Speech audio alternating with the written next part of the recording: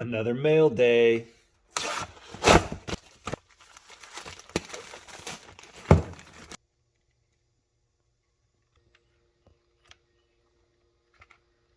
I'll show you once I get it off, but the whole thing is actually pretty loose in there. You can see what it's done to the case there, and this could almost come beyond this little cap here. So, just not the best. So for said brake pedal replacement job, you will need a 13mm. This is an 8 to adjust the height of the stopper there. And then this one is a 5mm Allen. So those are the tools that you're going to need. I actually had a little bit of Loctite in here because it was getting loose and sloppy, and you may need to go ahead and put the 13 on the back side.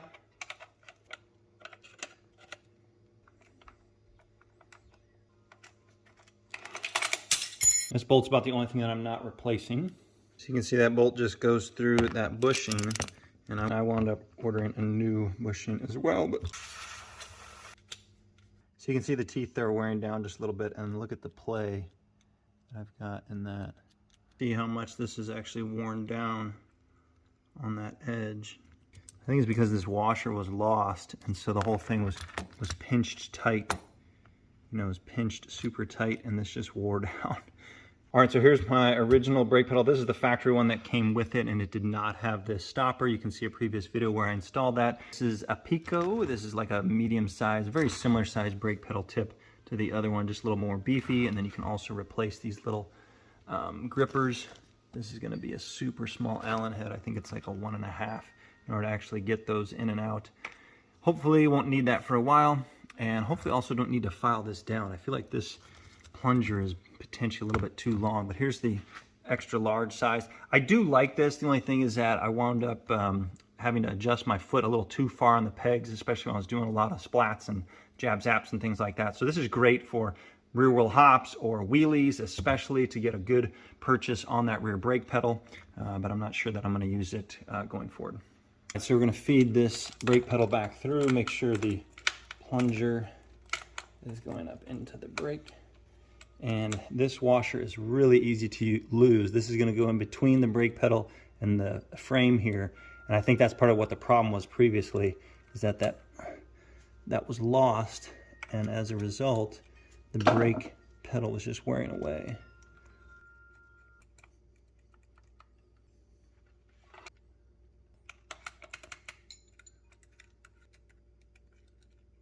Oop.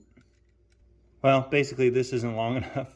I don't know if you could tell, but I was screwing it out in order to have this hit a stopper, and this supplied factory one just isn't long enough. So I'm gonna wind up replacing that anyway. So a lot less play going left to right. Obviously no play up and down. So this is nice and firm. Doesn't look like it's gonna hit that clutch cover there, but pretty close. I don't understand how this is so high. Most of the pro riders are on the back wheel all the time, and as a result, they actually want that rear brake pedal to be a little bit lower so that they're standing more flat. So all the pros are riding with this a ton lower. I'm not a pro, but I'm still thinking this is way too high. If I wanted to cover the rear brake, my foot would have to be, you know, in this upward position the whole time. I don't get it, so I'm gonna go ahead and shave some off of this plunger. So the length of this plunger this is the new one. It's actually just too long, and I was gonna go ahead and trim this down, but I think instead I'm just gonna swap it out with this one. I've already shaved that one down with a Dremel. So just gonna screw that out.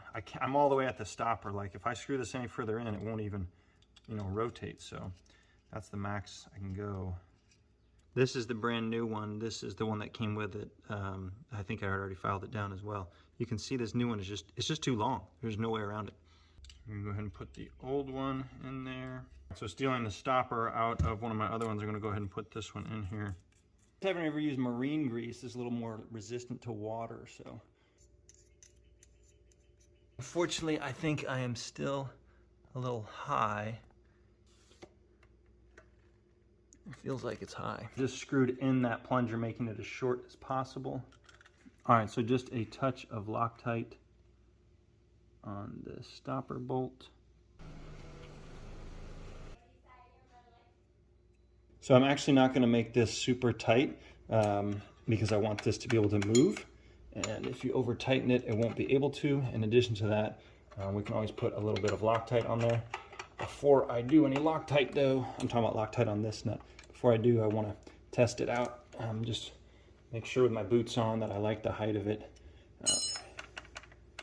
So right now it's firm, it's in there. I think it'll be good, but it still seems really high. So I want to make sure that it's in the right position for me. There it is, little orange tip to go with my orange bike, little bling.